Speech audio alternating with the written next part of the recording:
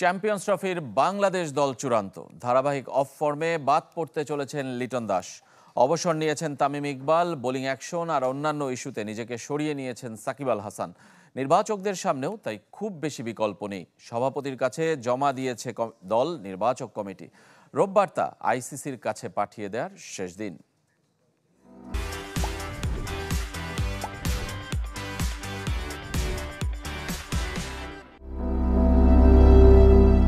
তামিমের অবসর অনেকটা সহজ করে দিয়েছে নির্বাচকদের ভাবনা। চ্যাম্পিয়ন্স ট্রফি দল গঠনে বড় নাম সাকিব আল হাসান, তবে বোলিং নিষেধাজ্ঞা আর পরিস্থিতি বিবেচনায় নিজেকে সরিয়ে নিয়েছেন সাকিব।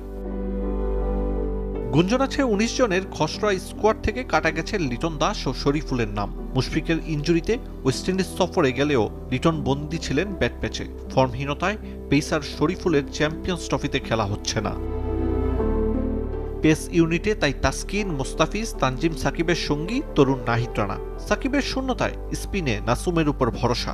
লেগি রিশাদও পাচ্ছেন আইসিসি ইভেন্টের টিকিট। ওপেনিংয়ে তানজিদ হাসানের সাথে সৌম্য সরকার। ব্যাটিং অর্ডারে এরপর অধিনায়ক নাজমুল শান্ত, তাওহিদ হৃদয়, মুশফিকুর রহিম ও Mahmudullah. Wicket keeper batter Jaker আলীর বড় আসরে খেলার স্বপ্ন পূরণ হতে যাচ্ছে। স্কোয়াডে 14 ক্রিকেটারের নাম নিয়ে তেমন দ্বিধা নেই। 15 সদস্যের দলে চমক হতে পারেন শেখ মেহেদী। স্পিনে মেহেদী মিরাজের বিকল্প ভাবনায় এই অলরাউন্ডার। একজন বাড়তি পেসার, ব্যাকআপ ওপেনার নাকি স্পিন অলরাউন্ডার, শেখ মেহেদীকে বেছে নেবেন নির্বাচক প্যানেল। চ্যাম্পিয়ন্স ট্রফি দল ঘোষণার আগ পর্যন্ত থাকবে এ প্রশ্ন। যার অলরাউন্ড নৈপুণ্যে শ্রীলঙ্কাকে হারিয়ে চ্যাম্পিয়ন্স ট্রফির টিকিট পেয়েছিল বাংলাদেশ দল, সেই সাকিব আল হাসানই থাকছেন না চ্যাম্পিয়ন্স ট্রফির দলে। শুধু তাই না, বাদ পড়তে যাচ্ছেন লিটন কুমার দাসও। বোলিং অ্যাকশন জনিত ত্রুটির কারণে সাকিবের নাম 15 সদস্যের প্রাথমিক দলে রাখছেন না নির্বাচকরা। তবে আগামী 1 মাসে বোলিং অ্যাকশনের ত্রুটি দূর করতে পারলে স্কোয়াডে ঢুকেও যেতে পারেন শেষের অপেক্ষায় থাকা এই অলরাউন্ডার। লিটনের সমস্যা তার ব্যাট। গত বছর ওয়ানডেতে 5 ম্যাচে 3টাতেই ডাক মেরেছিলেন লিটন। সব মিলিয়ে শেষ 7 ম্যাচে এলকেডির রান 13, 50 পেয়েছেন 14 ম্যাচ আগে। তাই ওয়ানডে ফরম্যাটের চ্যাম্পিয়ন্স ট্রফিতে লিটনের না থাকা অস্বাভাবিক না।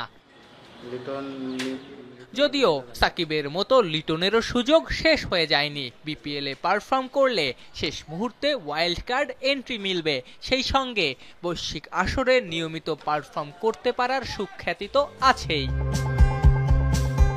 লিটনের জায়গায় বোর্ডে জমা দেয়া প্রাথমিক দলে আছেন পারভেজ হোসেন ইমন।